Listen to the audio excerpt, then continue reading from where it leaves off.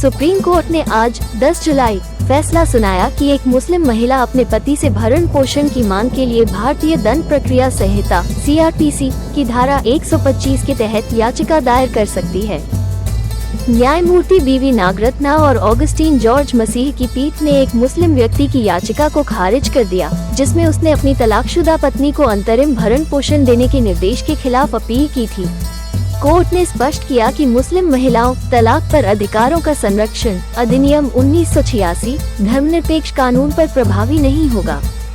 न्यायमूर्ति नागरत्ना ने कहा, हम इस आपराधिक अपील को यह निष्कर्ष निकालते हुए खारिज कर रहे हैं कि धारा 125 CRPC सभी महिलाओं पर लागू होगी, न कि केवल विवाहित महिलाओं पर।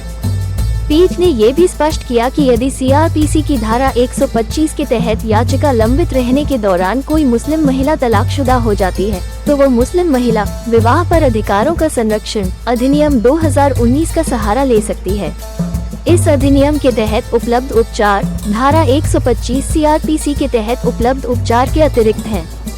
वरिष्ठ अधिवक्ता S वसीम कादरी, जो याचिकाकर्ता पति के पक्ष में उपस्थित थे, ने निम्नलिखित तर्क प्रस्तुत किए। A. मुस्लिम महिलाओं तलाक पर अधिकारों का संरक्षण अधिनियम 1986 एक विशेष कानून है जो धारा 125 CRPC से कहीं अधिक लाभकारी प्रावधान करता है। इसके तहत तलाकशुदा महिला के लिए उसके पूरे जीवन के लिए उचित प्रावधान किया जाता है, जो धारा 125 CRPC के तहत नहीं है। यदि तलाकशुदा महिला के पास पर्याप्त साधन है, तो वो धारा 125 CRPC के तहत भरण पोषण के लिए आवेदन नहीं कर सकती, लेकिन अधिनियम के तहत ऐसा संभव है।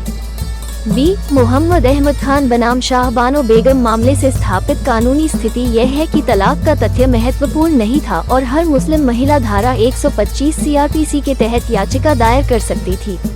इस फैसले को उलटने के लिए अधिनियम बनाया गया और सुप्रीम कोर्ट के निर्णय को विधिवत कोडिफाई किया गया।